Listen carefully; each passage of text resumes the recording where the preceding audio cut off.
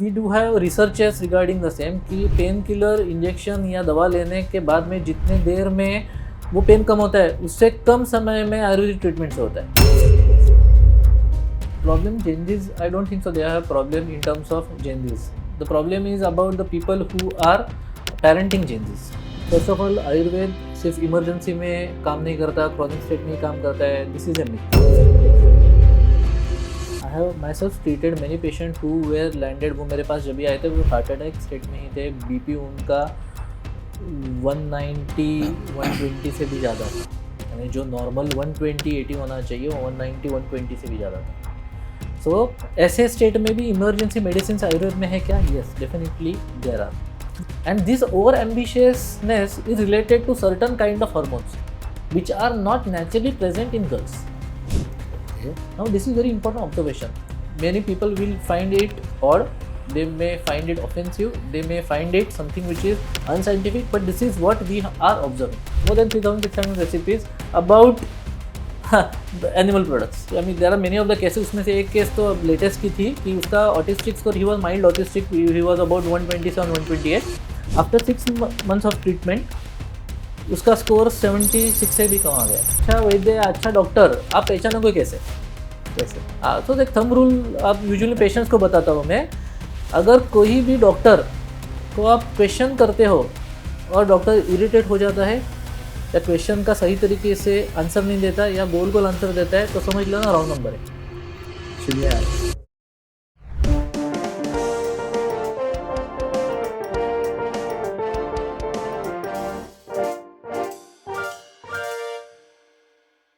Namaskar and welcome to the RK Talk Show, a show created, curated and crafted by life, for life and from life.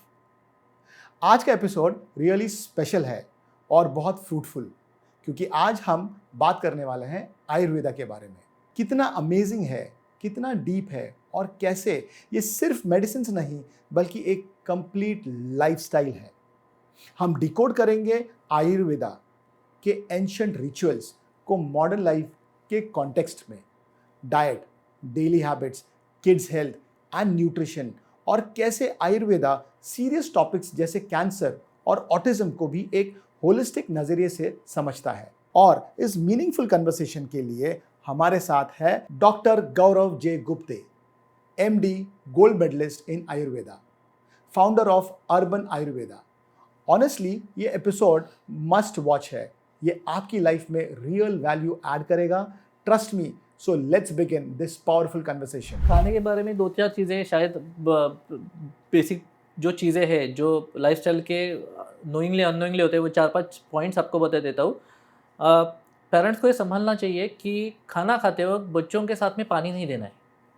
बहुत बार क्या होता है कि बच्चे लोग ना चबाते नहीं है, पानी से निगल लेते हैं. दैट कॉजेज इंसुलिन स्पाइक और डाइजेशन प्रॉब्लम होने लगते हैं, उससे ओबेसिटी बढ़ रही है.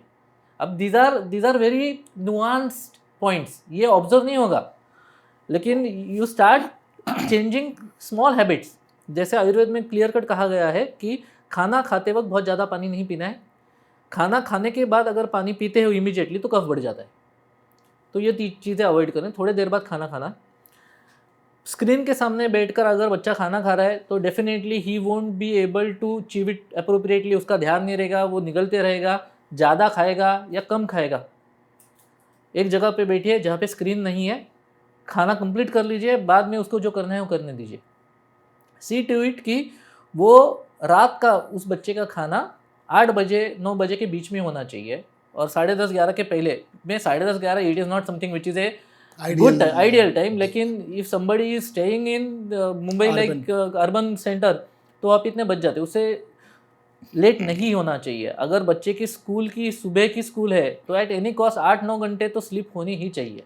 शाम के टाइम जैसे मैंने पहले भी बोला था कि सी टू इट कि वो स्कूल से आने के बाद में कंपल्सरी फ्रूट्स या कुछ ना कुछ नरिशिंग फैक्टर्स जैसे खाने के घर की चीज़ें रहती है, लड्डू या मखाना, ऐसा कुछ ना कुछ कर लीजिए जिससे वो कुरकुरे न खाए या चिप्स ना ले या वड़ा पाव ना खाए. मतलब I will not quote the example, but मैंने बहुत सारे बार सुना है, देखा भी है कि बच्चों के डब्बे में हाँ कुरकुरे के पैकेट्स आते हैं बराबर as they are recess time, बराबर बराबर. या उनके डब्बे में बिस्किट के पैकेट्स आते हैं।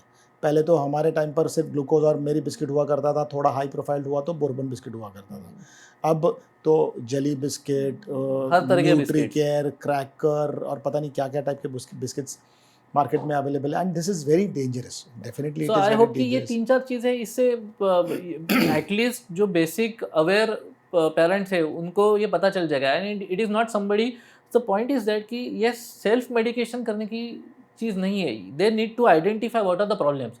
वो आइडेंटिफाई करने के लिए they just need to be educated about certain things. बस कॉमन Right. सेंस से अगर चीज़ें हो जाएगी तो अपने आप majority of the disease can be taken care of. मतलब आप लोगों को ये कहूँगा माय डियर फ्रेंड्स कि कॉमन सेंस का एप्लीकेशन कितना डिफिकल्ट हो गया है आज की डेट में। Even if I am talking about my self, कभी कभी कॉमन सेंस हमारा भी काम नहीं करता है, बट अगर हमें हमारी जनरेशन को आगे बढ़ानी है, अगर हमारी जनरेशन को हेल्दी आगे बढ़ाना है, तो डेफिनेटली जो बेसिक कॉमन सेंस वाली जो बातें सर कह रहे हैं उसके ऊपर हमें ध्यान देना बहुत ज़रूरी है।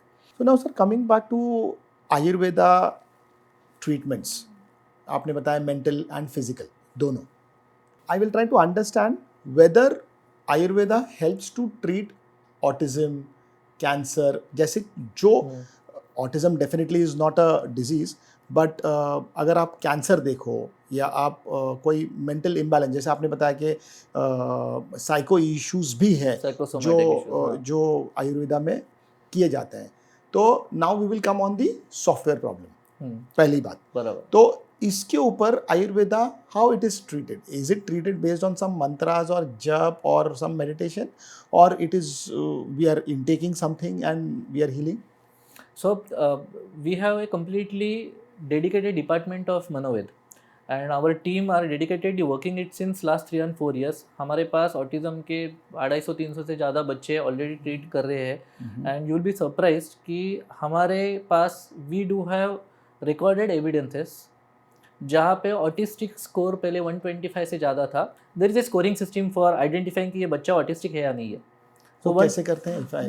जो there are certain scoring systems which are designed by authorities, जहाँ पे parents can visit those institutes और वहाँ पे बच्चों को ऑब्जर्व किया जाता है। And there is a questionnaire and you can actually get a score of that child कि वेदर ये माइल्डली ऑटिस्टिक है, मेजरली ऑटिस्टिक है, ऑटिज्म नहीं है। ऐसे स्कोरिंग सिस्टम्स है and which are proven, which are research proven. सो यही basis रहता है किसी बच्चे को ऑटिज्म है या नहीं है ये आइडेंटिफाई करने के लिए। तो हमारे पास जब भी बच्चे, I mean there are many of the cases, उसमें से एक केस तो लेटेस्ट की थी कि उसका autistic score, he was mild autistic, he was about 127 128। After 6 months of treatment उसका स्कोर 76 से भी कम आ गया है। So he is not an autistic person now. उसका कॉग्निशन लेवल सुधर गया है, उसके सोशल स्किल्स बदल गए हैं, उसका जो ग्रास्पिंग पावर है वो बदल गया है, उसके इमोशनल टैंट्रम्स बदल गए हैं, जो पहले थे वो अभी नहीं है, उसका गट हेल्थ सुधर गया है। सो ऑटिज्म के लिए वी डू पहले हैव क्या वेरी, स्कोर था आपने बताया sir? It was more than 125। 125। So he was mild autistic, he Mild was proven to be mild autistic. ऐसे बहुत बच्चे हैं। तो आयुर्वेद में हम लोग क्या करते हैं कि there are Panchakarma treatments, very specialise Panchakarma treatments. There are medications which one needs to take along with honey or which are easy medication. There are certain therapies like मर्म चिकित्सा। तो ये 2-3 तरीके से हम लोग, जैसा वो पेशेंट है उसको हम लोग पूरा का पूरा पर्सनलाइज सिस्टम डिज़ाइन कर लेते हैं ट्रीटमेंट का, और वो पर्सनलाइज ट्रीटमेंट डिज़ाइन प्रोटोकॉल के हिसाब से we start treating that child. और definitely parents need to take an important role, because this is not something which is a passive concept कि आप आते हो और आपकी रिस्पॉन्सिबिलिटी एज ए पेरेंट खत्म हो जाती है। And we are fortunate enough कि majority of the parents are willing to take that responsibility. उनको सिर्फ एक अच्छा डायरेक्शन की होने की ज़रूरत है। तो अभी बहुत से बच्चे ऐसे हैं जिनको स्पेशल स्कूल में जाने की ज़रूरत थी, now they are actually going in normal schools. Oh, it's really very interesting. मतलब you Autism can के लिए, help yes. us in understanding how this treatment has taken care. I mean, how whatever the treatments you have changed their food pattern or you have changed some other elements of their So life. मंत्र जप वगैरह ऐसा नहीं होता। I can understand कि कभी कभी ऐसा हो जाता है, अच्छा ये मंत्र तंत्र से कुछ करते हैं, ऐसा बिल्कुल नहीं होता।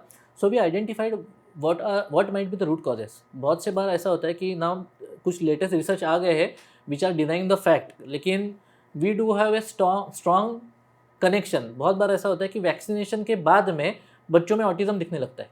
ये बीच का लेटेस्ट रिसर्च हुआ था WHO का, जिन्होंने ये वैक्सीनेशन मतलब जो बच्चों को वैक्सीनेशन हम देते हैं, MMR वैक्सीनेशन के बाद में बच्चों में ऑटिस्टिक साइंस दिखने लगे हैं, ऐसे क्लियर कट एविडेंसेस है. But the data is not something which is अभी there are multiple lobbies which are working against it. कि vaccination, yes, definitely there are very good effects or good benefits also for the vaccination. लेकिन ये एक absolutely there is a strong connection which we are observing कि post vaccination immediately within month or two we are observing certain changes in babies in those patients which we have treated. तो cause vaccination है क्या, या बीज दृष्टि यानी वो genetically आ गया क्या, हेरिडेटरी है क्या, was there any kind of, जैसे प्रेगनेंसी के दौरान आयुर्वेद में गर्भ संस्कार कहा गया है, तो वो 9 महीने के दरमियान was there any sort of stress और एनी काइंड ऑफ मेंटल और physical incidents which induced huge problem in mother.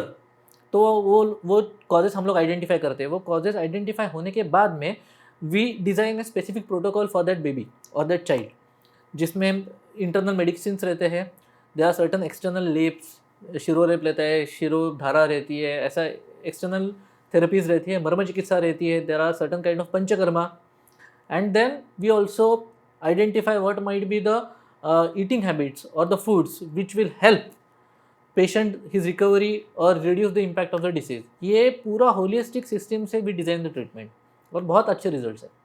अच्छा, मतलब ईटिंग, उसके बाद कुछ लेप लगाना, यस, उसके पंचकर्मा है. बाद उसके बाद उनके ऊपर और क्या क्या उपचार होते हैं? मतलब ये ऑफ कोर्स टाइम कंज्यूमिंग होगा, यस डेफिनेटली. यस. सो ये कोई 2 महीना 3 महीने का सब्जेक्ट नहीं होगा. It should be a constant yes, application. we usually educate parents कि you be prepared for at least 1.5 years to 1 year of treatment. आपको उतना देना है. ओके. और बहुत बहुत बढ़िया तरीके से रिजल्ट है, which we have the evidences also कि ये चेंजेस हो रहे हैं. We are working, our team is there. One of my students doctor Rahul is working very efficiently.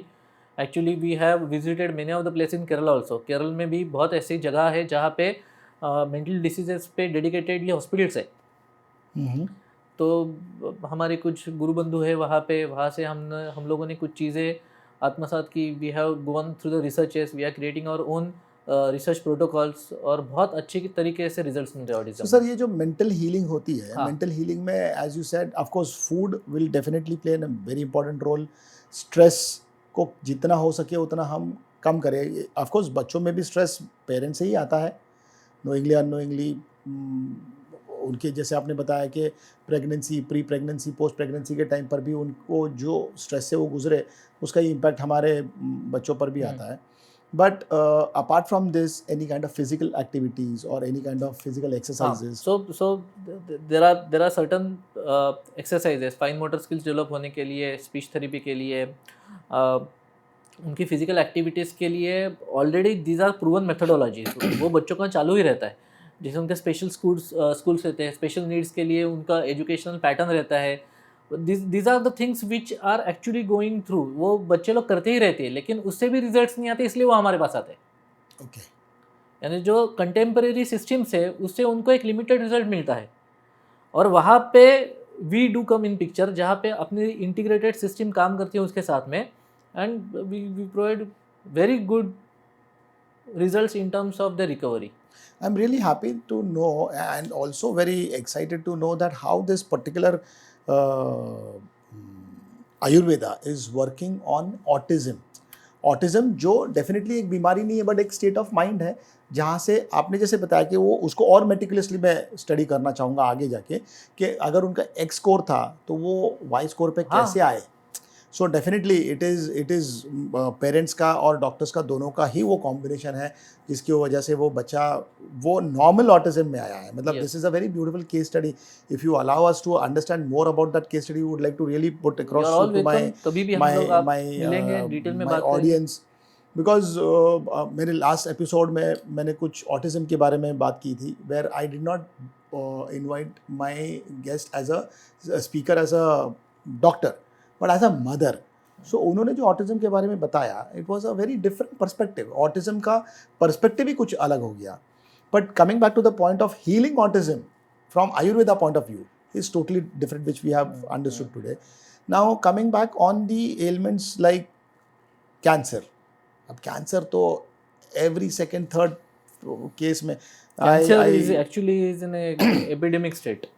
मतलब वो ऐसा हो गया कि आई रियली कुछ दिन पहले I discovered some of my very close friends family member got a blood cancer. बच्चे का एज ज़्यादा नहीं है.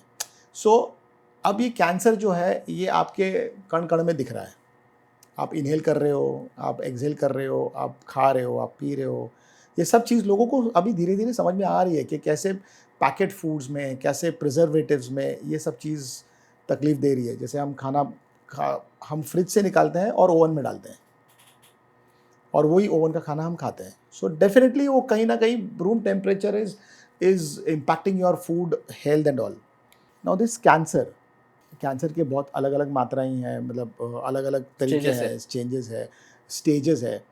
उसमें you have a specific treatment for a specific cancer और एक कॉमन ट्रीटमेंट होता है बेसिक कैंसर के लिए, मतलब बेसिक स्टेजेस के लिए. Yeah, I understand. So from the system or the perspective of Ayurveda, Tattva Shastra Vyavhar, we need to understand principally or the fundamentally what are the reasons due to which cancer gets manifested in anyone's body.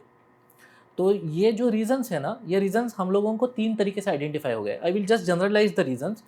Number 1, non negotiable reason which is compulsorily observed in anyone's any cancer patient: consistent chronic physical irritation, any kind of irritation, consistent chronic physical irritation. Number 2, consistent chronic physiological irritation and consistent chronic psychological irritation. ये तीनों में से 2 होने ही चाहिए. अभी तक since last 10-12 years we have seen hundreds of cases of cancer in terms of Ayurveda, क्योंकि अपना एक अलग से dedicated department है.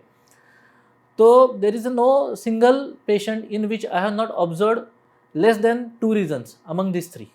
Consistent chronic physical irritation यानी क्या? जैसे आपने कहा कि कुछ केमिकल्स का एक कंसिस्टेंट एक्सपोजर रहता है, कुछ तरीके से काम करने का ही उनका एटमॉस्फेयर या एनवायरनमेंट रहता है जहाँ पे कैंसर कॉजिंग इंग्रेडिएंट्स के साथ में उनका एक्सपोजर होता है. This is an example of consistent chronic physical irritation. Second, consistent chronic physiological irritation, यानी बहुत से लोगों में एक लॉन्ग हिस्ट्री रहती है कॉन्स्टिपेशन की, या एक क्रॉनिक डिसीज़ की, या क्रॉनिक एसिडिटी की. यूजुअली ये होता ही है, यूजुअली सब केसेस में usually. And number 3, consistent chronic emotional irritation. Many of the cases grudge रहता है, there is resentment in that person about certain incidents और सर्टन एक्टिविटी और सर्टन रिलेशनशिप. रिजेंटमेंट रहता है, ग्रज रहता है, एंगर रहता है, हेल्पलेस रहता है, एक स्ट्रॉन्ग इमोशन रहता है. सो ये 3 चीज़ों में से 2 होनी चाहिए, नहीं तो कैंसर नहीं होता. Okay, so this is our observation. तो ये हम लोग कॉज आइडेंटिफाई कर लेते हैं. होता ऐसा है कि आयुर्वेद में सबसे पहला जो रूल है इन terms of starting A treatment कि कॉज पहले बंद होना चाहिए. तो जो कॉज का एक्सपोजर उसके ऊपर हम लोग काम करते हैं कि if the cause is about any kind of recidive emotion, तो उसको रिजॉल्व करने के लिए Manoved plays an important role. जो ऑलरेडी एक्सपोजर हो चुका है कैंसरस चीज़ों का, तो उसको डिटॉक्सिफाई करने के लिए Panchakarma plays an important role. Patient की चिकित्सा चालू होने के बाद में कैंसर का प्रोग्रेशन रुकना चाहिए, उसकी क्वालिटी ऑफ लाइफ बढ़नी चाहिए, उसकी इम्यूनिटी अच्छी होनी चाहिए, जिससे कैंसर का स्प्रेड ना हो सके. उसके लिए ट्रीटमेंट्स रहते हैं, जैसे रसायन चिकित्सा कहते हैं, पुनर्भोज चिकित्सा, दे आर स्पेसिफिक ट्रीटमेंट्स. सो ये this is the basic structure of cancer which can be treated through Ayurveda. होता ऐसा है कि many of the people who visit us, तो हमारे रिसर्च के केसेस में ना देर आर सर्टन ग्रुप्स. तो एक ग्रुप ऐसा रहता है कि वो कहते हैं कि हमको केमो करना है, रेडिएशन करना है, but we want to do it along with Ayurveda. So we do have a integrated protocol structure, जहाँ पे रेडिएशन और केमोथेरेपी के साइड इफ़ेक्ट्स हम लोग बहुत ही इंटेंस तरीके से रिड्यूस कर सकते हैं. यानी अभी बहुत से ऐसे पेशेंट हैं हु यूजुअली दे से कि बाबा हम लोग को अभी पता नहीं चला, क्योंकि हमारे साथ में जो केमोथेरेपी के लिए साथ में जो पेशेंट्स आते हैं उनका डिटेरियोरेशन हम लोग देखते हैं, बट थैंक्स टू आयुर्वेदा हम लोग में उसमें से 10% भी तकलीफें नहीं महसूस हो रही है. ऐसे बहुत पेशेंट्स हैं. सेकेंडली फ़ायदा ऐसा होता है कि अगर समझो कि एक केमोथेरेपी की X units cycles 27 cycles suggest किए गए हैं, so we have observe that कि with help of Ayurveda we can reduce it to more than 1/4 और 1/2, यानी 27 साइकिल से हम लोग 8-9 साइकिल में भी वो रिजल्ट आने लगते हैं. Okay. So we are working with certain allopathic doctors in terms of integrated treatment, जहाँ पे हम लोग और वो साथ में काम करते हैं, जल्दी से जल्दी कैंसर का हम लोग रिलीफ दे सके पेशेंट को. इसके ऊपर भी हम लोग अच्छे तरीके बट से ये काम करें. दोनों फ्रेटर्निटी yes, साथ में काम कर रहे हैं. देखो अल्टीमेटली कैसा है कि जब ना किसी भी डॉक्टर या वैद्य का ईगो ये पेशेंट के स्वास्थ्य से ज़्यादा बढ़ जाता है, तभी प्रॉब्लम आते हैं. But we were fortunate enough कि जिसके साथ में हम लोग टीम अप कर रहे हैं वो allopathic doctors, neither our team, उनके ईगो पेशेंट के हेल्थ से ज़्यादा बड़े नहीं है. I am so glad that people like you exist in this world, because जैसे आपने बहुत ही सुंदर तरीके से कहा कि पेशेंट के प्रॉब्लम से बड़ा कोई चीज़ नहीं हो सकती. Yes, तो absolutely. अगर मेरी विद्या सबसे बड़ी, आपकी विद्या सबसे छोटी, ये जब लोगों के दिमाग में आता है, because I have seen many people, अभी डॉक्टर्स के साथ तो पाला पड़ता ही है, इतने हमारा भी एज में हमने इतने डॉक्टर्स देखे हैं, तो डॉक्टर्स कहते हैं अरे आयुर्वेदा किया, अरे ये सब चीज़ थोड़ी होता है. कुछ, मैं किसी का नाम नहीं लूँगा, लेकिन कुछ डॉक्टर्स बोलेंगे, आयुर्वेदिक डॉक्टर्स बोलेंगे अरे वो सब कॉस्मेटिक है, इट इज़, आपको अभी हीलिंग मिल जाएगा, बाद में तकलीफ होगा. सो ऑफ कोर्स एक विद्या है, एजुकेशन है, दोनों को साथ में मिलकर अगर ये एक बहुत ब्यूटीफुल कॉम्बिनेशन हो सकता है, जहाँ पर कैंसर का जो chemo is important for cancer in certain cases, yes absolutely, it तो इज उसका जो प्रभाव है उसको हम कम कर सकते हैं परफेक्ट. आयुर्वेदिक के वेदा के. बराबर है. सो तो ऐसे पेशेंट आते हैं कि जहाँ पे हम वो बोलते हैं कि they are going to continue with radiation chemotherapy, how can Ayurveda add value to their health. So this is how we approach them. तो we are getting very good results. We are improving quality of life of patient. Regression, relapse नहीं हो रहा है. Metastasis यानी एक advance stage का cancer हो जाता है, कौन से भी कैंसर का कन्वर्जन वो एडवांस स्टेज में होने के बाद में there is very limited scope for patient in terms of chemotherapy और रेडिएशन, क्योंकि वो स्प्रेड हो जाता है शरीर में एंड कीमो यूजुअली काम नहीं करती. वहाँ पे we do have very very very efficient results in terms of Ayurveda, जहाँ पे we have observe prolong good quality of life of patient. तो ये केसेस में how can somebody deny. See the thing is that कि the problems are in extremes. अभी हमारे पास patient आते हैं कि 2 साल पहले कैंसर डिटेक्ट हुआ था, लेकिन मैंने कहाँ पे पढ़ा और किसी ने बताया कि हल्दी से कैंसर जाता है, तो 2 साल से मैं हल्दी का काढ़ा ले रहा हूँ. अरे sir, this is not replacement for chemotherapy. Sir problem इससे हो जाता है. अभी ऐसा कोई बंदा, he has not consulted any authentic Ayurvedic person expert, वो कहाँ पे यूट्यूब या व्हाट्सएप पे जाके ये मैसेज पढ़ता है या फिर किसी अनऑथेंटिक पर्सन से ले लेता है सलाह, वो जाता है एलोपैथिक डॉक्टर के पास. तो but obviously that person is going to blame Ayurveda, he is not going to blame that person कि ये क्या आयुर्वेद में ऐसा बताया गया. इन सिमिलर वे हमारे पास भी लोग आते हैं. तो अभी क्या कर सके इन लोगों का. बट आयुर्वेदा में तो हमने ये भी देखा है कि सिर्फ नाड़ी परीक्षण करके डॉक्टर्स ने कहा है कि इसके अंदर प्रॉब्लम क्या है. यस. सो इतनी बड़ी विद्या है जो जिसका सर्टिफिकेशन मैं नहीं बोल सकता कि ये सबसे बेस्ट है या जो भी है, बट व्हेन वी सी कि एक हमारे नर्व सिस्टम को पकड़कर हम ये बता सकते हैं कि उसके अंदर प्रॉब्लम क्या है. उसको डाइजेशन का प्रॉब्लम है, उसको स्लीप का प्रॉब्लम है, उसको कोई जॉइंट पेन्स का प्रॉब्लम है. And I have seen that as the conversation is going कि हम ये एलिमेंट्स के ऊपर हम काम कर रहे हैं, जो मेंटल भी है, फिजिकल भी है. और आज की डेट में जो हमने केमो के बारे में, आपने कुछ कैटेगरीज को आप सबसाइड कर सकते हैं via Ayurveda. I have couple of very common questions जहाँ पर it may I may sound stupid, but ये मेरे को भी एक्सपीरियंस हुआ है. तो मैं चाहूँगा कि इसके ऊपर मैं कुछ और आपसे खुलासा ले लूँ. जनरली होता है कि हम आयुर्वेदा फॉलो कर रहे हैं और कभी कभी इमरजेंसी में हमको एलोपैथी के पास जाना पड़ा, या एलोपैथी हम फॉलो कर रहे हैं और किसी ने कहा कि भाई आयुर्वेदा में जाओ, इससे आपको लॉन्ग टर्म बेनिफिट है. तो हमने दोनों शुरू किए. तो कभी कभी पेशेंट कंफ्यूज हो जाता है, ये करना है या वो करना है, या कभी कभी डॉक्टर कंफ्यूज हो जाता है कि तुमने वो क्यों शुरू किया. ऐसे टाइम पर how we should complement how we should take care of that treatment. whether we should go in this side of the table or that side of the table? First of all Ayurveda सिर्फ emergency में काम नहीं करता, chronic state में ही काम करता है. This is a myth. I have myself treated many patient who were landed. वो मेरे पास जब भी आए थे वो हार्ट अटैक स्टेट में ही थे. बीपी उनका 190 120 से भी ज़्यादा था. यानी जो नॉर्मल 120-80 होना चाहिए वो 190 120 से भी ज़्यादा था. सो ऐसे स्टेट में भी इमरजेंसी मेडिसिन आयुर्वेद में है क्या? Yes, definitely there are. Challenge किधर आता है कि आयुर्वेदिक आज के कंडीशन में there are rarely 1 or 2 hospitals which are Ayurvedic hospitals but they are complemented with technology. So allopathic setup में होता ऐसा है कि there is a huge complementary support of technology. जैसे उनके पास हर तरीके के मशीन्स रहते हैं. There are immediately diagnostic methodologies. They do have a very robust protocol system which can help any patient to recover from emergency state.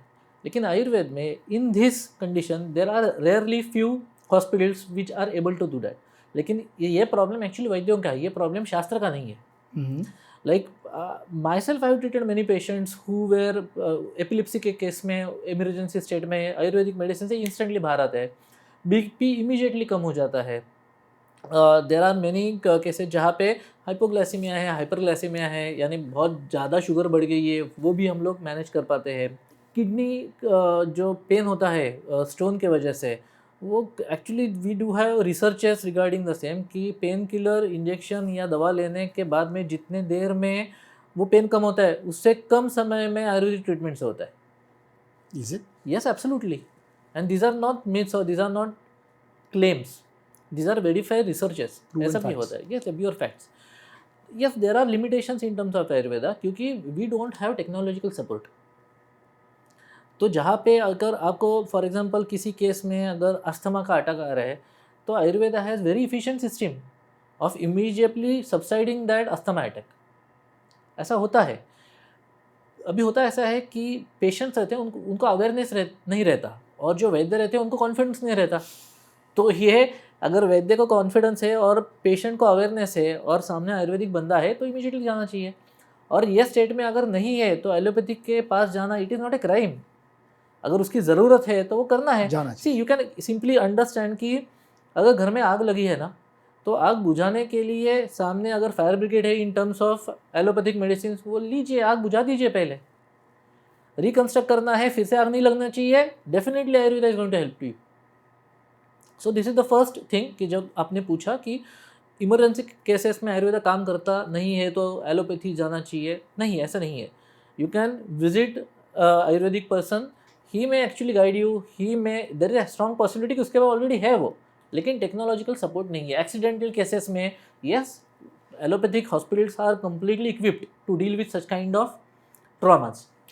अभी second part में आता है. आपने पूछा कि एलोपैथी की दवाइयाँ और आयुर्वेद की दवा दोनों साथ में ले सकते हैं या नहीं ले सकते. So many times patient usually visit me और ये यूजुअली पेशेंट्स पूछते हैं. तो मेरा एक सिंपल जवाब रहता है कि आज तक के एक्सपीरियंसेस में मैंने देखा है कि दवाइयों को ईगो नहीं रहता, डॉक्टरों को रहता है. So my intention of this statement is to convey patients कि आप ब्लाइंडली मत लीजिए डेफिनेटली, लेकिन आप पूछिए कि फॉर एग्जांपल 2 दवा, फॉर एग्जांपल थायराइड की सुबह की बहुत लोगों की दवा चालू रहती है, उसके साथ में यूजुअली डॉक्टर्स कहते हैं कि कुछ भी मत लीजिए. लेकिन कुछ समय के बाद में मैं दवा दे देता हूँ क्योंकि मेरे भी खाली पेट एक दवा रहती है, वो इंटरेक्ट नहीं करती. लेकिन definitely there are going to be certain interaction. जैसे शुगर के केसेस में अगर शुगर की दवा आप एलोपैथी की ले रहे हो और साथ में कौन से भी आयुर्वेदिक दवा ले रहे हो तो आपकी शुगर ज़्यादा कम हो सकती है. You may land into hypoglycaemia, तो कॉम्प्लिकेशंस हो सकते हैं. तो there is no black and white, you need to be educated. आप first of all self medication मत कीजिए. आप कहाँ पे भी पढ़ के व्हाट्सएप में देख के या यूट्यूब पे देख के आप आयुर्वेदिक दवा लीजिए तो you are going to land in trouble.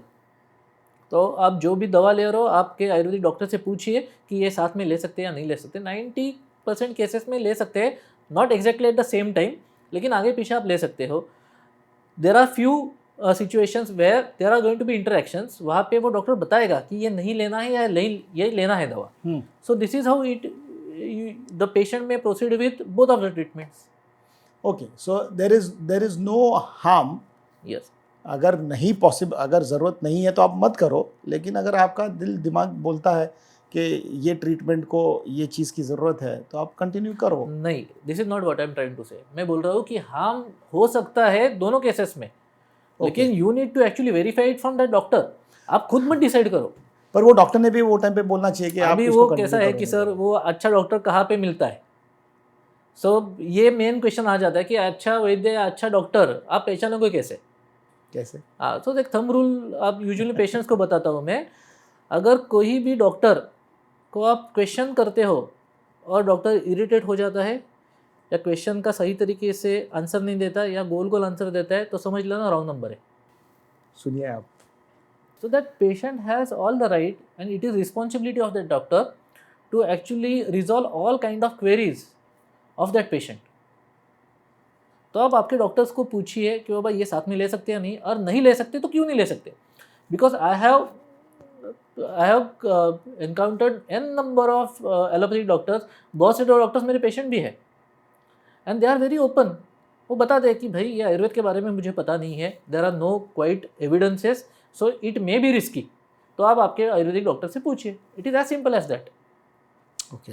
लेकिन ब्लाइंडली ये अच्छा ही नहीं है और यही बढ़िया है, this is like childish behaviour, this is not something which is appropriate. I completely agree to your point, because सही डॉक्टर को जानना पहचानना ये कैसे है, तो डेफिनेटली जब best, because I am not a doctor, right, he और शी इज़, एंड उन्होंने उतने सालों का प्रैक्टिस किया है, तो मेरे सवाल शायद बेतुके हो सकते हैं, but I am suffering from that sir सवाल बेतुके नहीं होते, हमेशा आंसर्स बेतुके होते।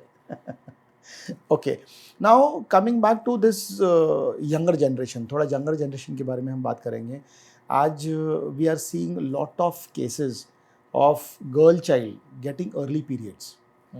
Okay, when a girl child is of 9 years, 10 years, 11 years, मतलब वो उसका खेलने कूदने का उम्र है, and she is getting that mental trauma of going into a periods, जहाँ पर उसको ये सब चीज़ का कुछ पता ही नहीं होता है। पूरी फैमिली डिस्टर्ब हो जाती है, मम्मी डिस्टर्ब हो जाएगी, पापा डिस्टर्ब हो जाएंगे, अज्जे आजोबा, दादा दादी, नाना नानी, ये डिस्टर्ब हो जाते हैं। तो एक तो पहली बात, डेफिनेटली कुछ हद तक इसका रीजंस स्क्रीन टाइम भी हो सकता है, फूड भी हो सकता है। इसको प्रिवेंट करने के लिए आयुर्वेदा के क्या उपाय हैं? सो एक स्पेसिफिक एज कहा गया है आयुर्वेद में कि वो स्टेट में मेनार्क चालू होना चाहिए, एंड एक स्पेसिफिक पीरियड है जहाँ पे मेनोपॉज हो जाता है। ये दोनों स्टेजेस है ना, these are not something which are diseased, लेकिन ये गलत समय पे if they occur with discomforts then they are problem. अगर 10, 11, 12 साल में अगर किसी को पीरियड्स आ रहे हैं लेकिन उसको कुछ तकलीफ नहीं है, then that might be natural for that girl child. अगर 16 एज में भी तकलीफ के साथ अगर वो आ रहा है, पीरियड्स आ रहे हैं, then for that girl it is something which is a disease state और illness. So let's not actually label सिर्फ टाइम के ऊपर से, लेकिन डेफिनेटली इतना जल्दी आना, this is not something which was observe in earlier periods. In earlier era this was not something which are visible so regularly. जैसे पीसीओडी, थायराइड की तकलीफ़ें या पीरियड्स के रिलेटेड जो तकलीफ है, they are actually eight epidemic levels in urban India. और इसके मेजॉरिटी रीजंस हार्मोनल प्रॉब्लम है, हार्मोनल इम्बैलेंस है।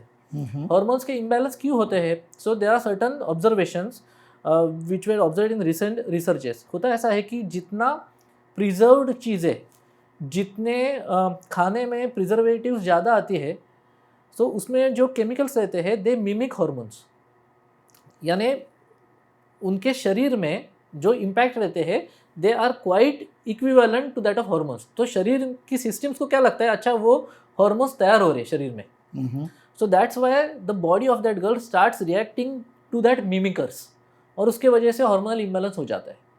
सो अवॉइड, वो पेरेंट्स के लिए इंपॉर्टेंट क्या है, अवॉइड एक्स्ट्रा नरिशमेंट, जैसे हम लोगों ने पहले अभी आइडेंटिफाई किया था, over nourishment is one of the problem. Secondly, avoid all the foods which have huge quantity of preservatives in them. Avoid sauces. Avoid reheated foods which are reheated in microwave, especially in plastic containers.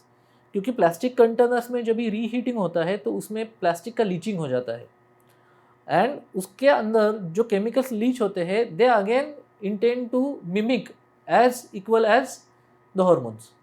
So these are few of the things. Second leak होता ऐसा है कि from a very early age I have observe that many of those girls are trained for certain kind of battle.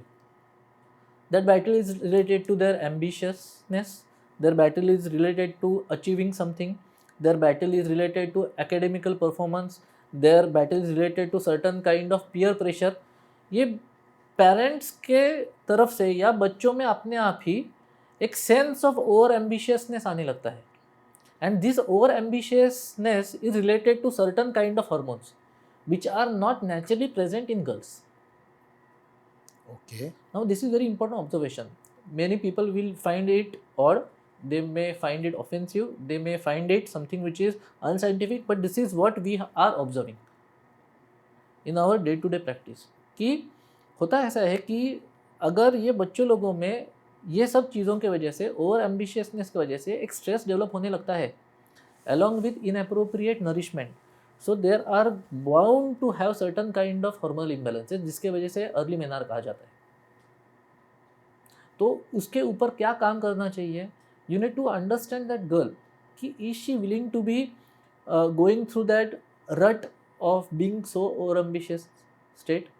तो अनेक यानी बहुत से cases में ये the answer that people will get is no. So this things they need to actually be aware of. Over ambitious, okay, I understood. But apart from being over ambition, ignorance, single parenting,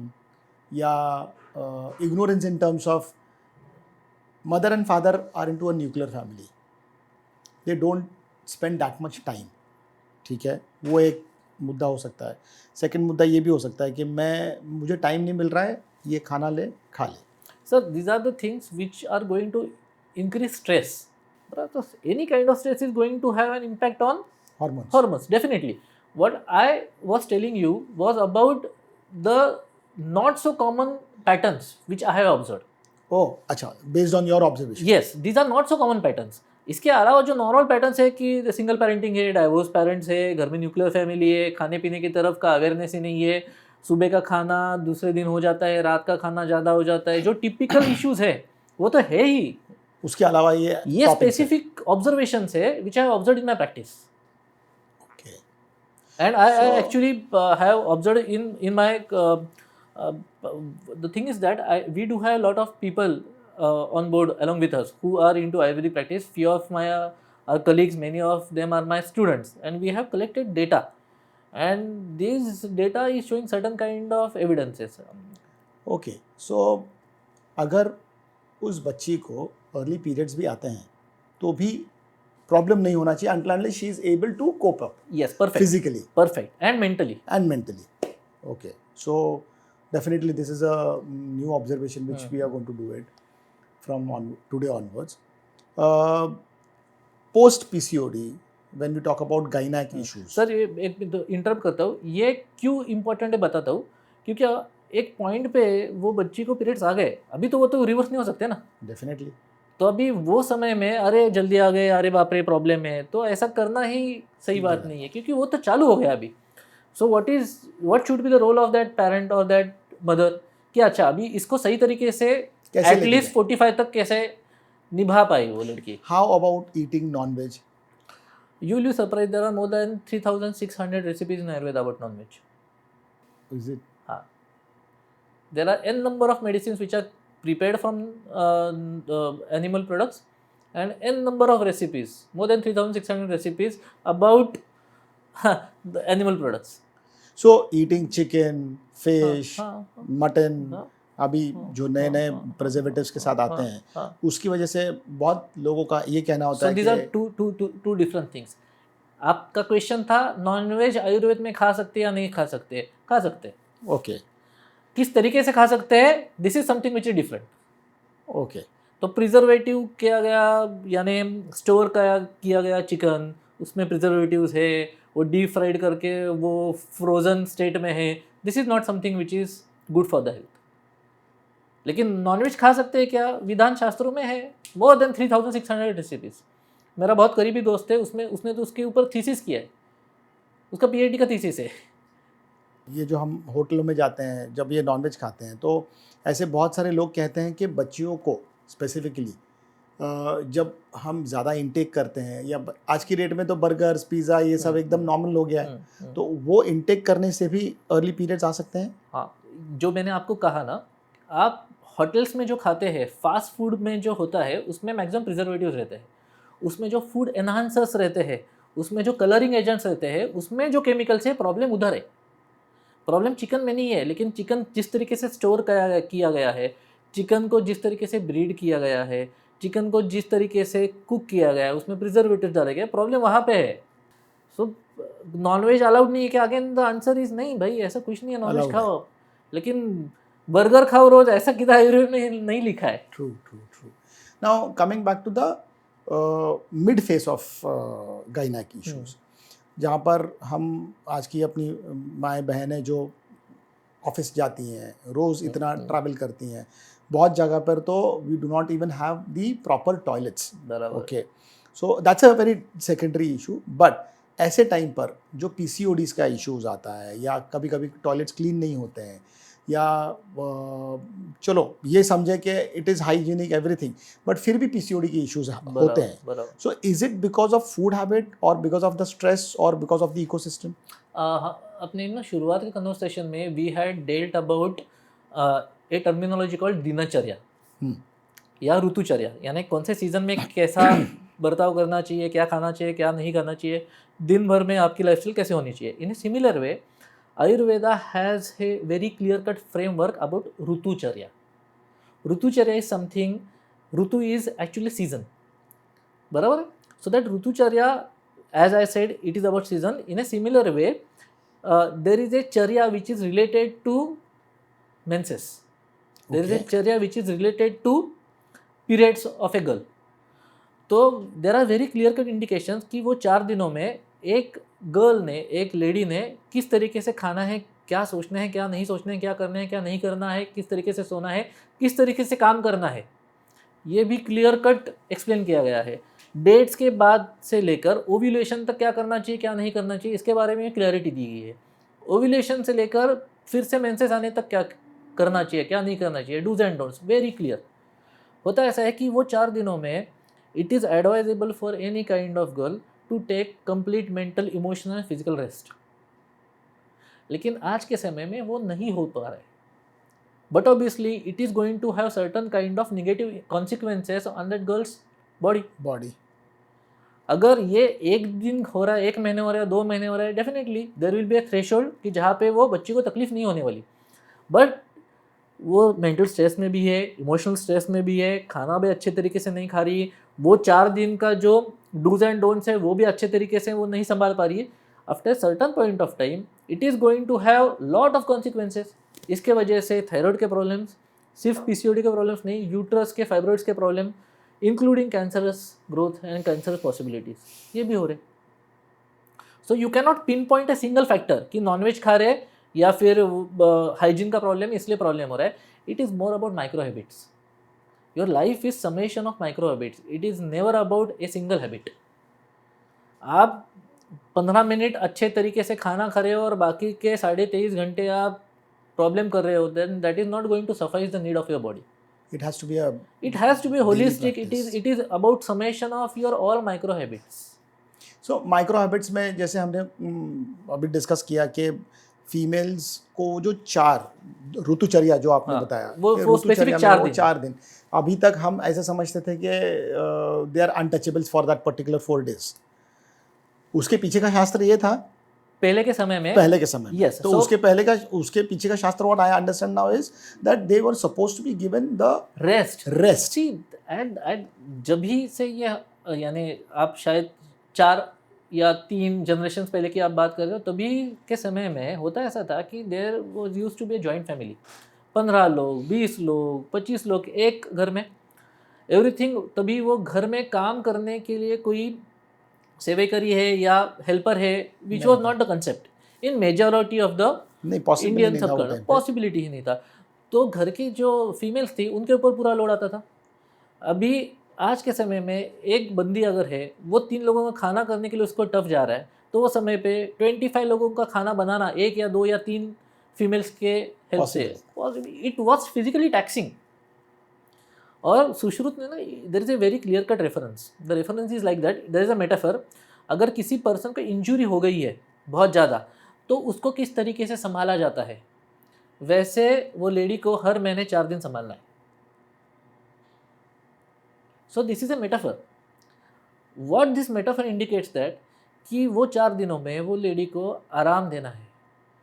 she is not suppose to go near flame, क्योंकि वहाँ पे वो चूल्हा रहता था पहले, देर अग्नि, तो वहाँ पे बहुत ज़्यादा हीट होती है, तो वो हीट का इम्पैक्ट आ जाता है। वो स्ट्रेनस काम यानी कपड़े धोना, बर्तन धोना, घर साफ करना, तो पूरे कोर मसल्स पे उसका इम्पैक्ट आ जाता है। अगर छोटे छोटे चीज़ों में स्ट्रेस आने लगता है then it will start impacting her hormonal state. अभी ये सब क्राइटेरिया कंसिडर करके सबसे ईजियर तरीका क्या था, उसको धर्म, रिलीजन या कुछ ना कुछ इमोशन से कनेक्ट कर देना, अनटचेबल है, छोड़ दो चलो। Because it was very obvious that we were a male dominant society. अगर ये मेल डोमिनेटेड सोसाइटी को ये बताया नहीं गया कि ये धर्म के खिलाफ है, this is not something which is good, then it was but obvious, there was a high possibility कि तभी के समय के लोग कंपेल कर, शायद हो सकता था कि नहीं आप आज भी काम करना है आपको, सो क्या हुआ अगर पीरियड्स आ रहे। लेकिन अगर कनेक्ट कर दिया, अनटचेबिलिटी है, कुछ ना कुछ ये धर्म का लफड़ा है, वो भगवान का लफड़ा है, तो चलो आराम करो, बाजू में रहो। सो उसके साथ उसको कनेक्ट कर दिया, definitely. In fact very unfortunate to discuss on this subject that this is needed, this is not unfortunate. No no, I am talking from the male point of view के मेल चोविनिस्टिक सिस्टम जो है, unfortunate है ये सब चीज़, but जैसे जैसे हमको भी एजुकेशन मिला, डेफिनेटली इट वाज इफेक्टिव। अभी तो हम देख रहे हैं कि ये सब चीज़ क्यों होता है। अब now coming back to your are ritucharya, तो बारिश, धूप और ठंड में भी सेम पैटर्न यूज किया जाता है, और या खाने में कोई ऐसी चीज़ें हैं जिसको हमको परहेज करना है? आप ऑब्जर्व करोगे ना कि हमारे यहाँ पे जो कुछ फेस्टिवल्स है, they are all connected to the rituals which needs to be done in that ritucharya. अभी एक सिंपल एग्जांपल लेता हूँ कि कर्कटक करके एक सीजन है, जैसे अपना श्रावण रहता है ना, पितृ पंद्रोड़ा महाराष्ट्र में होता है, उस तरीके से कर्कटक करके एक फेज रहता है साउथ में। तो वहाँ पे वो एक 25-30 डेज का एक पीरियड रहता है, वहाँ पे वो रोज़ वो स्पेसिफिक पीरियड तक रोज़ वो लोग पंचगव्य घृत लेते हैं, यानी पंचगव्य। सो गोमूत्र, गोदुग्ध, दही, गोरस और उसके साथ में छाछ, तो ये 5 चीज़ों का मिक्सचर करके वो 30 डेज तक लेते हैं। This is something which is known to have huge impact on detoxification of your body. तो ये हर महीने करते हैं। वही समय में वो स्पेसिफिक डिटॉक्सिफिकेशन की प्रोसेस केरल में चलती ही रहती है। This is in and out in every house hold. तो ये ऋतुचर्या का भाग हो गया। अपने केस में जब भी श्रावण आ जाता है तभी नॉनवेज नहीं खाना है, बहुत ज़्यादा उपवास रहते हैं, तभी हमारे यहाँ पे अभी उपवास के दिन ही ज़्यादा खाते हैं, but that is not something which is expected. वहाँ पे उपवास ही रखना चाहिए। थर्डली, जब भी फॉर एग्जांपल अभी गुड़ी पड़वा आता है, तो गुड़ी पड़वा की स्टार्ट में अभी आ जाएगा तो नीम का गोली लेते हैं, नीम का रस लेते हैं। सो ये क्यों है? क्योंकि Gudi Padwa is at the junction of end of winter season, start of summer season, तो वसंत ऋतु में आता है। So consuming neem for at least 7 to 10 days in that period is going to be effective for protecting you in terms of immunity for next coming summer season. Okay. अभी ये सब festivals है ना, वो उस तरीके से एम्बेड किए गए हैं उसके साथ में आने वाले रिचुअल्स के अपने आप हो जाता है वो, ठीक। लेकिन वो फेस्टिवल्स सिर्फ सेलिब्रेशन के लिए सीमित हो गए हैं, उसके पीछे के रिचुअल्स, उसके पीछे के रिचुअल्स और नॉलेज लोगों तक नहीं पहुंच पा रहा है, या ये सब कमर्शियलाइज हो गया। अभी दिवाली के दिन जो घर में जो घर पे बनाते हैं वो घी और ऑयल में, that is effective in this dry season. अभी ये ड्राइनेस चालू हो गया है पोस्ट विंटर, यानी दिवाली के बाद में ठंडी आ जाती है, वहाँ पे वो इसेंशियल फैट्स की ज़रूरत रहती है फॉर आवर बॉडी, लेकिन अभी वो बनाते हैं, हाँ एग्जैक्टली, खाए जाते हैं। ओके, आई मीन जितना बात कर रहे हैं उसके हाँ। ऊपर उतना कम है, but I am really glad that we are getting so much of in depth and insight about the entire subject of how Ayurveda and the ecosystem is working. Now, when we talk about PCOD and when we talk about all these kind of stress, how do male also go through any kind of such monthly stress or probably sir any male kind of बेचर stress? रहते हैं, उनका कोई note नहीं करते था वो क्या स्ट्रेस में रहते हैं. But just for my academic understanding, whether they also go through any kind of Yes, stress? there are certain kind of observations. जैसे मेनोपॉज रहता है वैसे मेनोपॉज करके आया है अभी. There is a mid life crisis, लेकिन these are very new terminologies. Ayurveda में इस तरीके से there are no specific cyclical references in Okay, which a okay. Man goes through this process. ऐसा कहाँ पे रेफरेंस नहीं है, but yes definitely in terms of modern days life और ऑब्जर्वेशंस ऐसे ऑब्जर्व किया गया है कि एक स्पेसिफिक एज के बाद में टेस्टोस्टेरोन लेवल्स कम होने लगते हैं. And it causes n number of issues in man's life, in terms of his sexual health, in terms of his mental health, in terms of his coping mechanism, in dealing with day to day activities, in terms of his cognition. हर जगह पे ये होने लगता है. आयुर्वेद में इसके ऐसे एक जनरलाइज रेफरेंसेस आते हैं. एक स्पेसिफिक व्याधि कहा गया जरा करके, जरा. तो that is about accelerated ageing.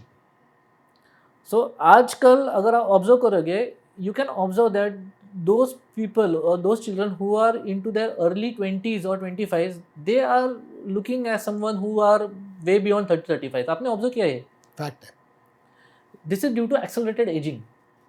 तो ये एक्सेलरेटेड एजिंग के सिम्टम्स क्या है? स्किन पेल होने लगती है, स्किन के इश्यूज होने लगती है, स्किन एजिंग एब्सोल्यूट स्किन पे दिखता है. There is a body structural changes in which a boy can be easily identified as a man, क्योंकि स्ट्रक्चर ही बदल जाता है. हेयर लॉस बहुत होने लगता है, उसका लिबिडो कम होने लगता है, छोटी छोटी चीज़ों में स्ट्रेस आने लगता है. That guy is not able to cope up with daily activities. यानी छोटा सा अगर कुछ चैलेंज आ गया तो डिप्रेशन में चला जाता है, एनजाइटी आने लगती है. This are all signs of weak internal state and weak physical state. तो अभी इसके लिए भी आयुर्वेद में बहुत अच्छी तरीके से सॉल्यूशंस बताए गए हैं. तो number 1 solution is about focus on your appropriate diet. Very important. Yes, very important. बहुत 80% आपके जो हैप्पी हार्मोन्स है ना, they are created not from brain, they are created from your gut. Gut. तो अगर आपका गट का इशू सॉर्टेड है तो 80% हैप्पी हार्मोन्स तो उधर से ही तैयार होने वाले, Definitely. अच्छे क्वालिटी के. सेकेंडली, एकदम प्रैक्टिकल सॉल्यूशन बोलता हूँ, be in a process of continuous cleansing of your body. हर एक सीजनल चेंज के बाद में at least once in 4 months, maximum once in 6 months, आप आपके बॉडी को क्लींस करके लीजिए with help of appropriate panchakarma which is suitable for your body at that moment. तो किसी भी आप अप्रोप्रिएट यानी अच्छे ऑथेंटिक आयुर्वेदिक डॉक्टर से मिलिए, और वो सिर्फ मसाज करना और यानी सर पे तेल डालना, that is not Panchakarma. Panchakarma is much more internal thing, जहाँ से पास तरीके से शुद्धि हो जाती है. And doing any kind of massage और Shirodhara is just Purvakarma. It has nothing to do with Panchakarma. वो एक्चुअली पूर्वकर्म है. लोगों को लगता है वो तेल लगाना, सर पे तेल लगाना और बदन पे तेल लगाना यानी पंचकर्म. ऐसा नहीं है. What is Panchakarma and what is Purvakarma? So there are certain karmas or therapies which are provided to prepare your body for panchakarma. They are called as purvakarma. Okay. जिसमें स्नेहन स्वेदन आता है, अभ्यंग आता है, मसाज आता है. That actually prepares your body for the main panchakarma. तो लोगों को लगता है वो मसाज करना है यानी पंचकर्मा है. And what is Panchakarma? So Panchakarma are 5 methodologies of cleansing. The first method is Vaman. Vaman is some sort of medication is given and you need to actually cleanse your body through consistent vomiting under observation. That is called Vaman. Second is Virechan. A specific protocol is given in terms of diet as well as medication, and your body gets cleansed through about 30, 35, 40 loose or loose motions. So this is Virechan. Third is Basti. Basti is enema. The enema is given through either oil enema or a decoction enema. Fourth is Rakta Mokshan. There are certain points on your body from which a small amount of blood is actually driven Taken out away. and it's let it flow. So about 100 ml to 50 ml or 10 ml blood can be actually driven out from your body. The fifth and the last is nasya. There are specific decoctions or oils or medicated ghee which are poured through your nostrils, and that helps to cleanse the urdhva chaturgata bhag, that is the area which is above your shoulders, the eyes, the nose, the brain, the indriya, that is the system of your cognition. It all gets cleansed and optimized with help of nasya. So these are 5 basic methodologies of sharir shuddhi which are called इसको panchakarma. कितना वक्त लगता है? um, Again, it all depends on the intensity of disease, but if someone wants to do it for prevention of disease, then it may take from, I'm talking in terms of general terms, about 10 days to 21 days. Oh, इतना वक्त लगेगा. Yes. तो अभी From a preventive point of view, if I Yes. say, it will take at least 10 to 12, Yes. 21 days. So Yes. you have to stay there. No. So अभी होता है ऐसा कि there are retreats. We do have Okay. own retreats in Kerala. So there are many retreats all over India. तो वहाँ पे लोगों को एक नोवेल्टी फैक्टर रहता है, इसलिए वहाँ पे रह के पैसे भी रहते हैं तो लोग खर्च करते हैं. लेकिन रहने की ज़रूरत है क्या? नहीं. You are go see the principle is that कि आपको 2 घंटे लगने वाले या 2.5 घंटे लगने वाला है क्लींजिंग के लिए, लेकिन बाकी के 22 घंटे अगर आप स्ट्रेस में हो तो वो इम्पैक्ट नहीं करेगा. इम्पैक्ट ही नहीं है ना. अगर आप स्ट्रेस में हो, आपका रूटीन ही चल रहा है, आपका खाना पीना ही गलत है, तो वो 2-2.5 घंटे शरीर शुद्धि करके मतलब क्या क्या फायदा? Okay, so coming back to the point where Ayurveda is talking about healing and preventing from the diseases. We took the age factors of girl child menopause, menses issue. We took PCOD as an issue. We took male having any kind of stress or hormonal issues. Now, how you will give a very short, crisp message to the Gen Zs of our generation. Okay, I love the way you smiled, but ultimately they are the next people who are going to run this world. Yes. Okay, Yes. so we need to respect Gen Zs the way they have been nurtured because of our we created the ecosystem. Ayurveda happens to be the most lucrative, most in-depth and most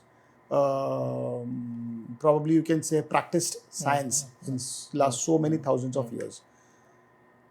Definitely, Gen Zs have all those powers to take over this kind of education in some very short span of time.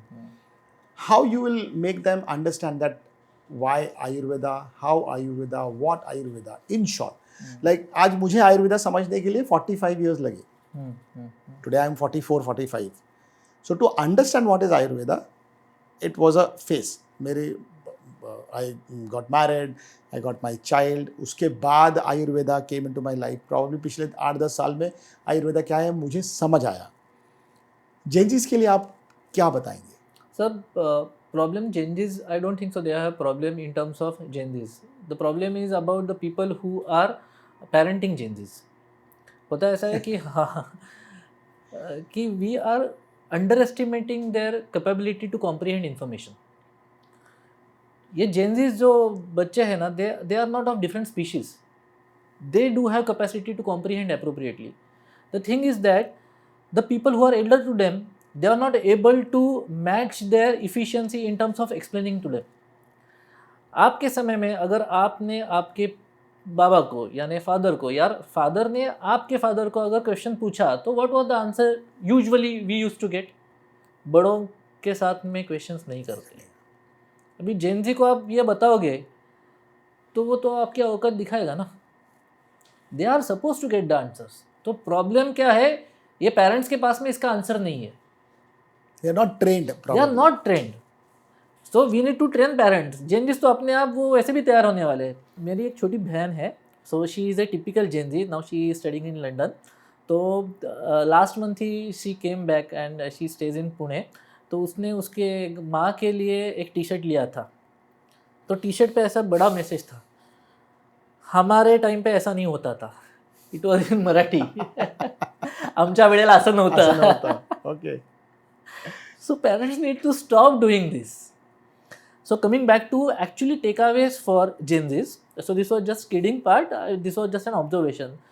See, कैसा है कि ये बच्चे लोगों को ना there is exposure of huge quantum of information. Information. No, that is not knowledge, that is information. Understood. Information. The challenging is about synthesizing that information into knowledge.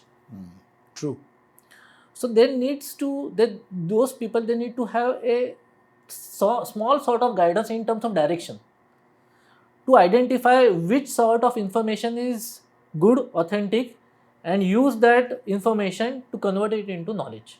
बस ये डायरेक्शन की ज़रूरत है, और वो डायरेक्शन उनको ना मारने से, डांटने से नहीं मिलने वाली.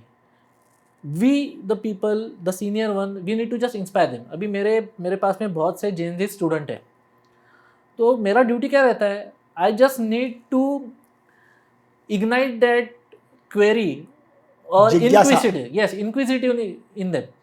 तो वो लोग तो मेरे से भी जल्दी कोप अप कर रहे हैं in terms of grasping the principles of Ayurveda. Those are my students.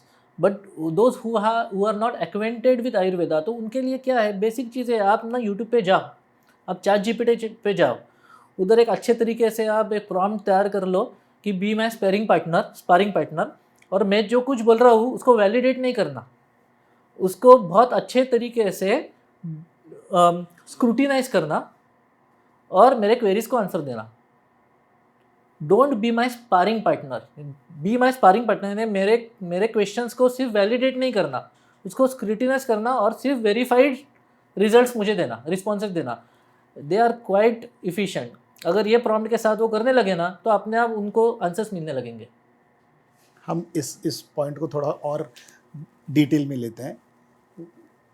You are requesting our Gen Zs to go to the ChatGPT or any kind of LLM. Okay. बराबर है. And ask them what? Create a good prompt about Ayurveda. अभी मेरे खुद के I do have our own customized GPT which are created specifically for Gen Zs. Wow. कि आयुर्वेद का अगर आपको गाइडेंस चाहिए, ऑथेंटिक गाइडेंस चाहिए, तो they just can ask me about that link. I will share that link with them. और वो जो कस्टमाइज GPT है, दैट इज़ माई अवतार, वो मेरे जो इन्फॉर्मेशन है, मैंने जो सीखा हुआ है, जो ऑथेंटिक इन्फॉर्मेशन है, जो ऑथेंटिक रिसोर्सेस है, उस तरह से ही वो आंसर्स दे देगा उनको. ओके. तो वो लिंक पे अगर वो थ्रेड ओपन करेंगे और क्वेश्चंस पूछेंगे, so he will just, that thread will just give you appropriate information. अगर ये भी नहीं है, तो they just can train themselves to use ChatGPT or any LLM in effective way. I am asking them to resolve their queries.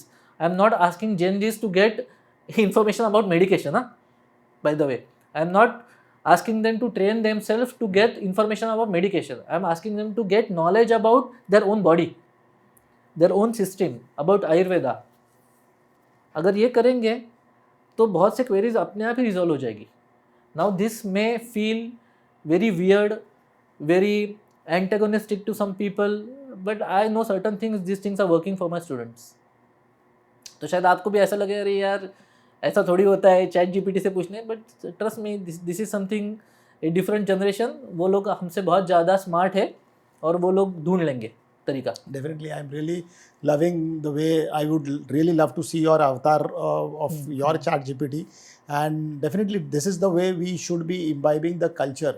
जैसे हमने 6000 हज़ारों साल पहले जो आयुर्वेदा में कहीं लिखा था, वो कहीं ट्रांसक्रिप्ट हुआ अलग अलग भाषाओं में, फिर हम उसको समझे, उसके ऊपर हमने बहुत सारी गलतियां भी की होंगी डेफिनेटली, फिर रिसर्च हुए, उसके बाद आज हम एक पर्टिकुलर स्टेज पे पहुंचे हैं. तो डेफिनेटली ChatGPT या और कोई भी माध्यम से अगर आने वाली जनरेशन को अगर इंफॉर्मेशन मिल रही है सही मात्रा में, सही तरीके से, क्योंकि क्या सवाल पूछना वो भी इंपॉर्टेंट है. एग्जैक्टली. सवाल तो बहुत सारे हैं, लेकिन मुझे क्या सवाल पूछना है. Very true. अगर मुझे डॉक्टर बनना है वो पर्टिकुलर प्रॉब्लम का, तो फिर वो गलत है. exactly. वो मेरा क्षेत्र ही नहीं, मेरा पिंड ही नहीं. वो बता भी देगा, वो बता भी देगा डेफिनेटली. बाबा ये इसके आगे आप जो कहना चाहते हो, पूछना चाहते हो, डॉक्टर के पास जाइए, डॉक्टर के पास जाइए. This is not relevant for you. Right.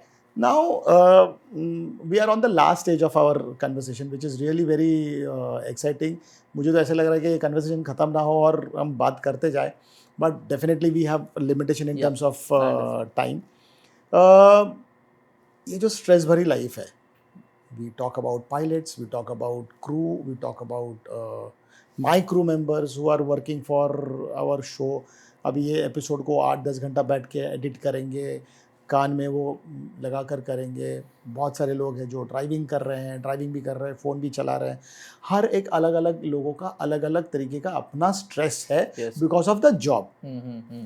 Stress, emotional stress वो अलग, बट काम का जो प्रेशर है, जैसे अभी कभी कभी मेरा आज की डेट में नया प्रेशर आ गया है कि मैं भगवान से आजकल कुछ दूसरा नहीं मांगता हूँ, सिर्फ इतना बोलता हूँ भगवान ट्रैफिक कम करा दे. ये मेरे लिए स्ट्रेस हो गया बरोबर because to travel 2.5 hour one side and 2.5 hour The other side. My god, Taxing, it's taxing, it's I not only taxing. I mean मैं सब तरीके से ब्लीड हो रहा हूँ, मेंटली, बरोबर.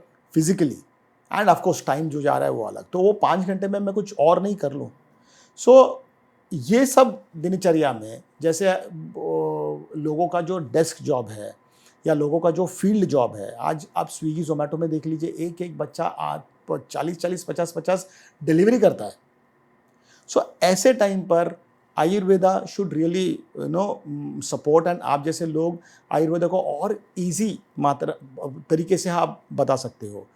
तो आप ऐसे क्या टिप्स दोगे ऐसे बिजी लाइफ को कि भाई ये बेसिक चीज़ तेरे को करना है. जैसे आपने बताया कि भाई सुबह में आप अच्छा खासा खाना खा लो, 10 से 12 की 12:30 के बीच में आप अगर Yes. होल मील कर सकते हो तो नथिंग लाइक इट. शाम को 8:30 के बाद आप खाना मत खाओ, थोड़ा बहुत जो खाना है वो बाजी खा लो, Practically कुछ option नहीं है, बेसिक तो बेसिक बराबर. जो खा सकते हो, और उसके लिए ज़्यादा पैसे भी नहीं लगेंगे. हम्म. ऐसा भी नहीं है कि you need to have go and get some big cosmetic kind of foods. दिनचर्या को शॉर्ट में, ऐसे बिजी शेड्यूल्स को हम कैसे उनको मोटिवेट कर सके कि भाई this you can do. Because लोग ऐसे रहता है ना कि कभी कभी सुट्टा ब्रेक करते हैं.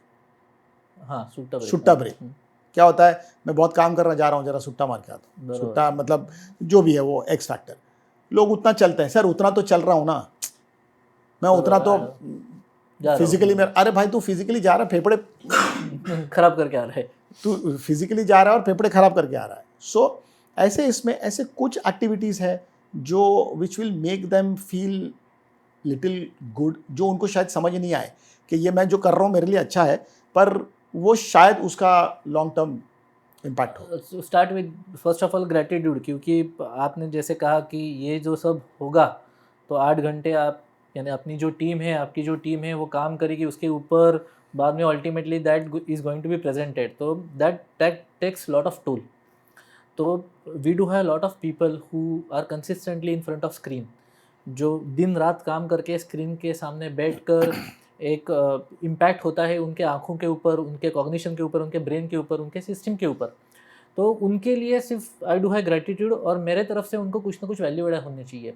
तो उनके लिए 2-3 चीज़ें मैं सिंपल बता के रखता हूँ. मैं रात जब भी, first of all see to it कि आप रात में काम ना करें. I know this is going to be challenging for many of the people, लेकिन आप सुबह उठ के काम कीजिए, that is going to be much more effective. आप कम समय में ज़्यादा काम कर पाओगे.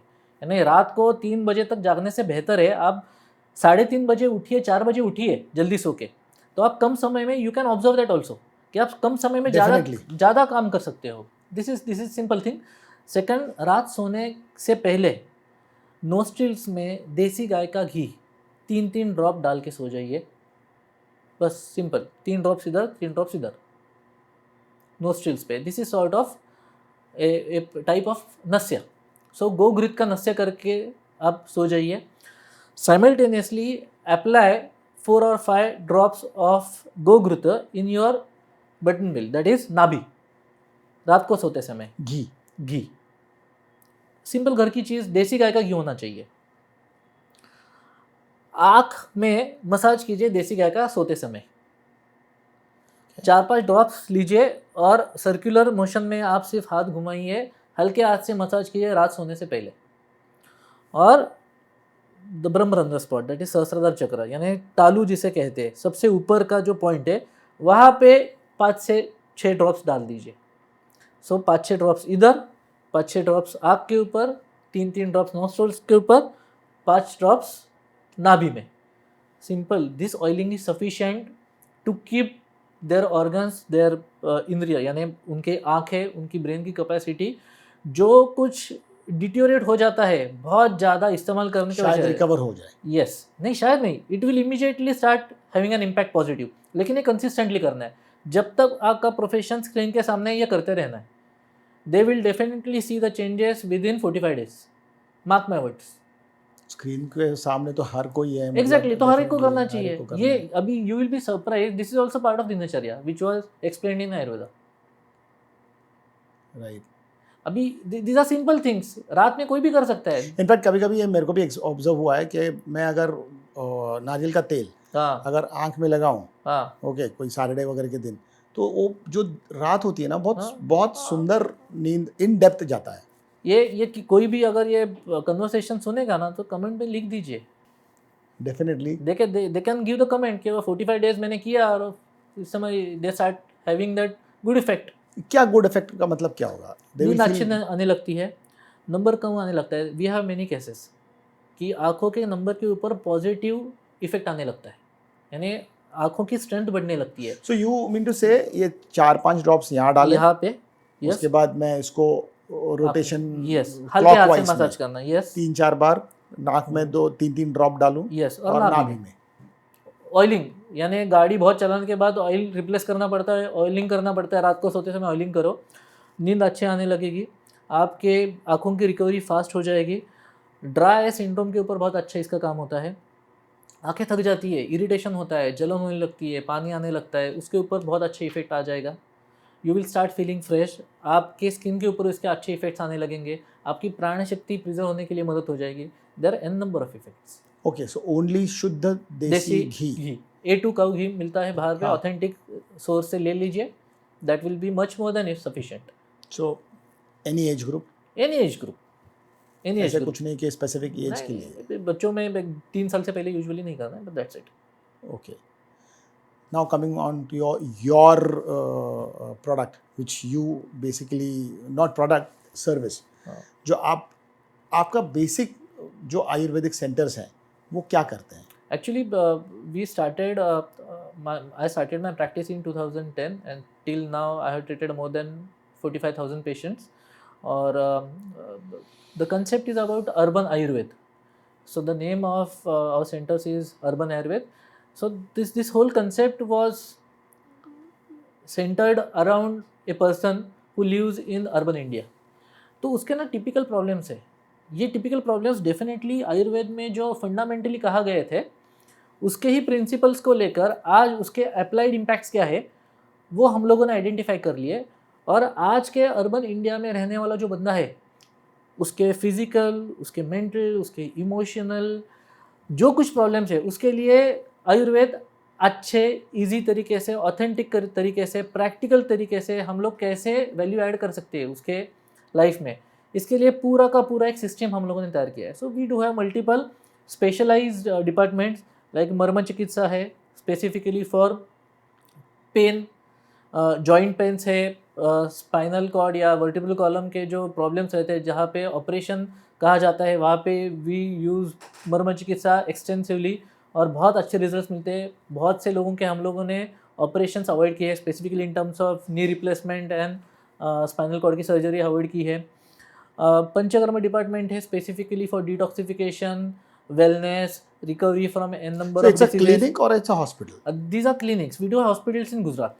गुजरात। Yes, बड़ौदा में अपने हॉस्पिटल्स है और केरल में रिट्रीट्स है। और we do have centres in Kalyan, Thane, Dadar, Pune, Baroda, वहाँ पे सेंटर्स है। So these are our day clinics है। तो मनोवेद का के डिपार्टमेंट है, दैट ऑलरेडी अपना डिस्कशन हुआ है, that specifically treats with emotional problems, anxiety, depression, even suicidal tendencies, psychosomatic problems. बहुत बहुत बढ़िया रिजल्ट्स है। We do have programmes for corporate wellness also, specifically design for in terms of Manoveda. तो observe ऐसा हुआ है कि मेंटल हेल्थ की वजह से कॉर्पोरेट्स का जो रेवेन्यू है it is impacted more than 23%. So this is something which is a research done by who knows better. I can definitely relate. I can definitely relate that. Now ये जो day cares हैं आपके पास, जो day centres हैं, So they have a small time clinic or they are proper clinics, they are Proper proper setups. तो वहाँ पे ऐसे आँखों के लिए वी डू है स्पेशलाइज आई क्लिनिक्स, यानी आई का डिपार्टमेंट अलग है. We also have medical astrology.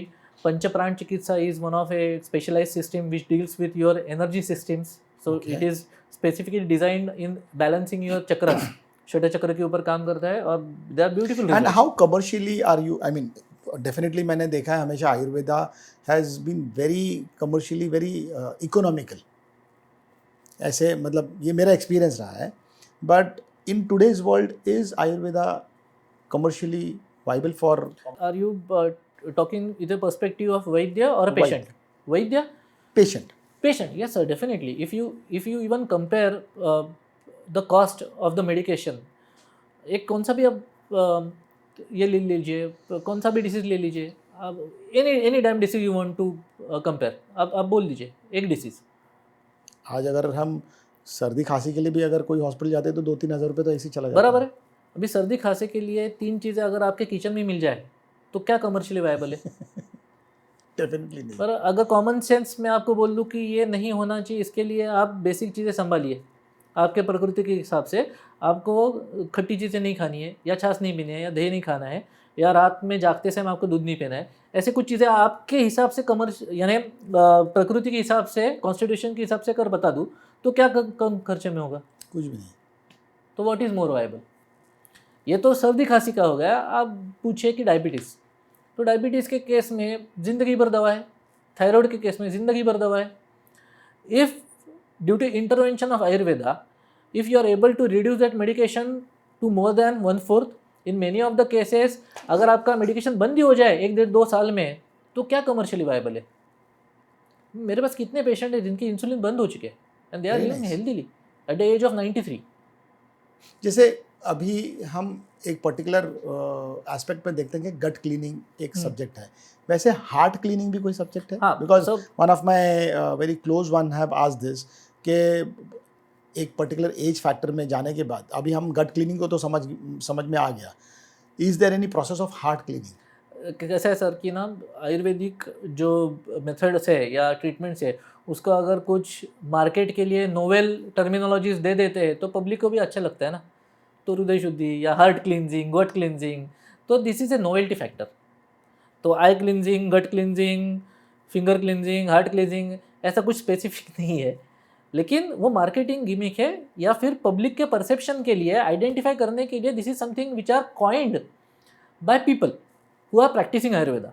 सो इसमें गलत सही है नहीं है, लेकिन ये अगर टर्मिनोलॉजी से अगर जनसामान्य में एक परसेप्शन बिल्ड हो जाता है, अच्छा ये करने से मेरे हार्ट को प्रोटेक्शन मिल रहा है, एंड इफ दैट पर्सन और that Vaidya is doing authentic practice, तो गलत क्या है? अच्छे तरीके से कॉइन करना, मार्केट करना, it is not crime. So This any is tips marketing. on heart cleaning or Yes, taking care of heart? there is a specific protocol which is designed by us specifically for optimization of your heart function. Specifically जिनमें there is a possibility or there is a tendency of coronary artery disease, जिसमें हम लोग heart का blockages कहते हैं.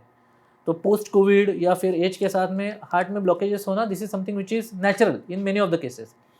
लेकिन वो क्लींस होता है, हार्ट का फंक्शनिंग सुधरने लगता है, हार्ट का पंपिंग एक्शन जो रहता है वो इफ़िशिएंट होने लगता है. छोटे छोटे सिम्टम्स जैसे, वो एक्चुअली छोटे नहीं रहते, इम्पैक्टफुल रहते हैं. जैसे चलते वक्त दम लगना, नींद बराबर से नहीं आना, बैठे बैठे ही दम लगने रहना, छाती में दुखना, हार्ट पेन होना, चेस्ट पेन होना, हाथ में जो पेन होता है specifically which is related heart disease, तो वो सब नलीफाई हो जाते हैं. People start living their healthy normal life. बहुत से केसेस में तो ट्रिपल हार्ट डिसीज़ करके एक स्पेसिफिक कंडीशन है जहाँ पे तीनों के तीनों कोरोनरी आर्टरीज पे प्लाक यानी ये हो जाता है, ब्लॉकेज हो जाता है, परत आ जाती है. हाँ, तो वो केस में भी आयुर्वेद में बहुत अच्छे रिजल्ट्स हैं. We are treating such kind of patients also very effectively. Okay, so basically ऐसे कोई खाने में कंट्रोल करना या सर एक्सरसाइज करना. Again the principle remains the same. Cause identify करो, लाइफस्टाइल चेंजेस करो, stop all the things which are causative factors, which may include your lifestyle, the way you are eating, the things you are eating, the way you are sleeping. ये तो non negotiable है sir. दवाइयों का role तो 30-40% है. Majority is about how you are living. Micro habits. Micro habits. So I'm really glad that we have tried and touched this particular subject called Ayurveda beyond those जड़ी booties and Yes, yes. Medicines.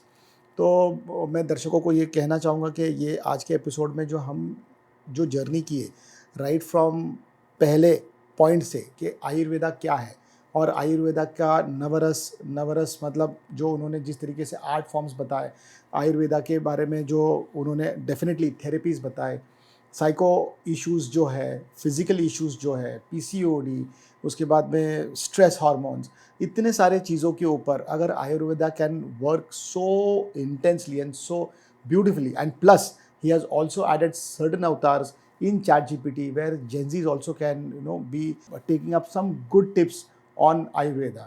I'm really glad that Dr. Gaurav Gupta have come today to our show and has given us so beautiful insights and in-depth about the subject called Ayurveda. आज मेरा भी बहुत सारे myth है जो टूट के चूर चूर हो गए हैं एंड डेफिनेटली मैं अपने डिस्क्रिप्शन में उनके क्लिनिक्स के बारे में भी उनके वेबसाइट के बारे में भी आपको बताऊंगा. And thank you very much, sir, for coming on to my show. Thank I you. am really glad that today you have given not only the information, but you have given a lot of Thank you. Content knowledge to me and my audience. Thank you. Thank you so much. Thank you. Thanks a lot. The RK Talk Show का ये episode अगर आपको पसंद आया तो please like, share और subscribe कीजिए और आपका प्यार इसी तरीके से बरसाते रहिए.